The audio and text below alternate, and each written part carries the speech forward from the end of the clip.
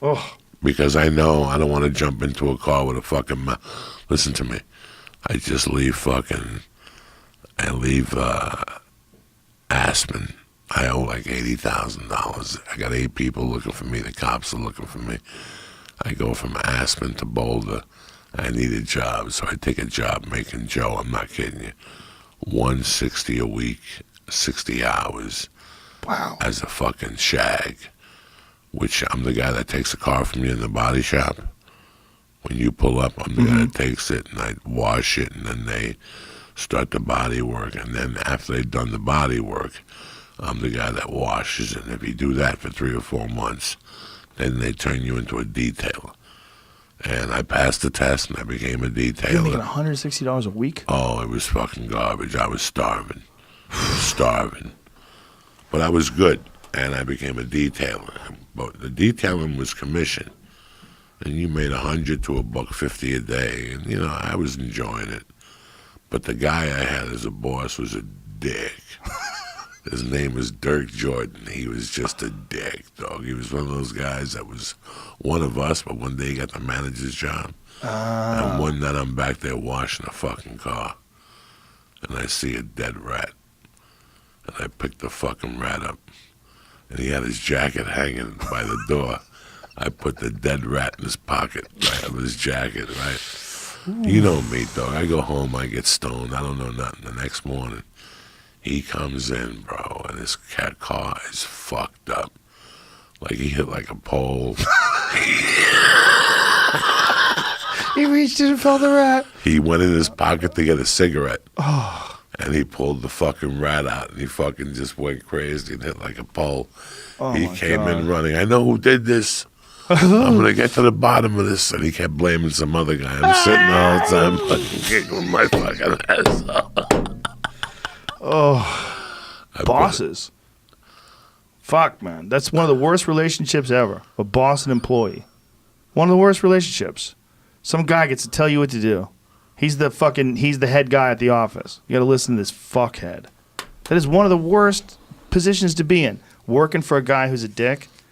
And that power that someone would have, you know, if you moved on up, you became the office manager, you can control people's future, control whether they get a raise, how much time they get off. You can make the decisions, whether or not you allow them to do certain things. It's a fucking terrible relationship. What was the worst boss you ever had? Let's come on and be clean. But all of them were in construction. What was the first guy you looked at and said, you know what? If I ever see you outside of here, I'm going to fuck you up. I never said that. But guys in construction, they would get real dicky. I did one time, there was a guy when I was a teenager that was talking a bunch of shit. He would hit me with a hammer. Yeah, there was because he got aggressive with me. And it wasn't in a way where I deserved it. He was just bullying me. And I was like 16, 17. But I had already had a fuckload of fights by then. Like, you know, Taekwondo fights. I was like, dude, I'll kick you in your fucking head. Like, you talk a bunch of crazy shit to me like this. Like, he was talking to me in not just a way like a boss employee. He was talking to me in a way where I was going to have to quit. But I never said I was going to do anything to him. I didn't, like, threaten him and say, I'll see you after this and I'll fuck you up. I said, don't talk to me like that because I could fuck you up. That's basically what I said to him.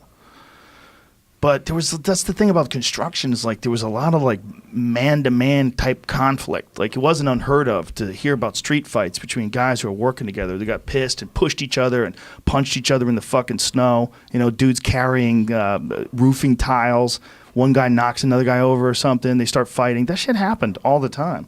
There's a lot of the people that were doing labor too were like real dirtbags. Like there was this one guy that I did labor with. I worked with my friend Leroy Rodriguez and his buddy. They had some business partner. They would take apart old houses and redo them. And Leroy was one of the black belts at the Taekwondo Institute. He was a bad motherfucker. And Leroy got me this gig. And I worked with these guys laboring. And one of the guys we worked with lived in this fucked up abandoned building. Well, not abandoned, but stripped out building. I mean, there was parts of the building where there's no floor. It was all fucked up. Half the walls were missing. They were redoing the whole building and taking things out and fixing things. This guy lived there, and he had a Mountain Dew jug filled with malt liquor, and he would drink it warm all day. and he had the shakes. Everything he did, the dude had the shakes. He was just drunk all day on a crazy job site where, like, you know, there's no floors sometimes. Like, everything's all fucked up. You have to balance when you're going from one room to the other because they're tearing down parts of the wall. And this guy, somehow or another, fucking slid on through, drinking the entire time. And I remember thinking, like, these are people that have made questionable decisions. It makes you want to go back to college. It makes you want to get a degree. When you're around a lot of these guys, like laborers and stuff, like, you know, some of them are just like me. They're just young guys who need a gig and they need money. And some of them are dudes who've been doing it their whole life, and they're 50 and they're drunk. Oh, and, my God. Yeah, and their you body's see that falling and you apart. feel terrible about yourself. You're like, Yeah. I don't know if I want to do this. I definitely knew I didn't want to do it. I definitely knew I didn't want to do it. Well, you know, to be a carpenter is a different gig. You know, like a real good carpenter, that's a skilled craftsman and an artist. You know, you're putting together things. That's different. But the laborer gig was not like, you didn't really have to know anything. You just had to be big enough to listen to them. You know, big enough to, like, pick things up. Can you go get that? Go get me that bag of cement. Go dig. All right, you guys are going to take nails out of these boards now. And it was like that kind of shit. You just hung out with the weirdest people, man. The worst guy I remember, Joe Rogan. I was clean from coke. I was clean about 90 days. I was really trying to turn my life around. And I answered an ad for a construction carpenter's helper. And he hired me. I went, and the first day he had to work for free. You worked for free? Yeah, he abused so they me. could see you. Yeah, so I said, okay, I agreed to it. I measured. Wow, first day work for free. I cut the stuff, and you have to go get lunch and the whole thing. Yeah, okay, I did it. I passed. And then the guy would say, okay, meet me at a diner at 8. And when I go get paid, he'd say, what's those hours? And I go, you told me to meet you at 8. He goes, oh, no, didn't you ever hear windshield time? So let's say the job, we didn't get to the job by 10. That's when you start getting paid? That's when I started getting paid.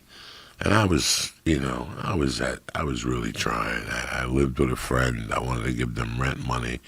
I was trying to put away some money. I forget what he paid me. He didn't pay. He made me pay for my own lunch. Then one day he said, where's your weight belt? Your, you know, work belt. I go, I don't have one. He goes, okay, I'll pay.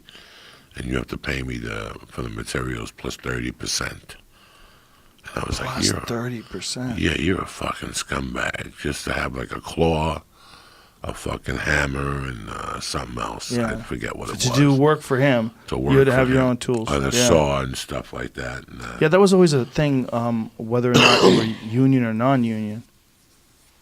You know, there was a lot of the work that I did when I was a kid was non-union. And a lot of the people didn't want a union. They felt like the union guys, they had it easier, but it was too expensive, and people didn't want to, you know, use certain people. So it was like a real debate, like what's better. For every amount of union people, you have to have a certain amount of non-union. Is that how it works? To balance it out, right? So everybody makes money. But it seems like in some things, like auto workers, they don't fuck around, right? No. Like everybody has to be union, just different unions. But like construction is different. Mandatory breaks, glory time. Yeah. You know, there's lists. If a job opens up, how do we get it? You got to go on a list. Mm-hmm. Rogan has more minority than Diaz. He started 9 months before Diaz. He gets the job. Yeah. You know, it's not about knowing all that shit. But that dude, I'll never forget that dude's name and what he did and the scumbag he was to me. But on Fridays, he would make me feel bad. Like he'd go, so how many hours did you work? And I'd go 38. And he'd go, no, I'm paying you for 30. And he'd bully me, this guy. But every Friday he'd go, this Friday I'm going away. I'm going here to fuck my wife in the ass. And he was always an asshole. And then all of a sudden I got my check. I got this check I was waiting for. And one Saturday I'm sitting there, I'm like, I'm sick of this motherfucker. I'm going to rob his house. And I jumped the fence and I kicked the back door open. And he was a guy that bought hot shit on the side. The guy was just a sack of shit. And he must have had, I don't know how many fucking bottles and cases of Dom Perignon. So I fucking ran up to the corner, called my buddy, go meet me at this address. And I took every bottle of Dom Perignon that he had, and I sold them at liquor stores. I took his checkbook. I mean, I buried this fucking guy just for how bad he treated me. He was such a fucking scumbag. Oh. Never bought lunch. he was always making, he was always making little fucking remarks.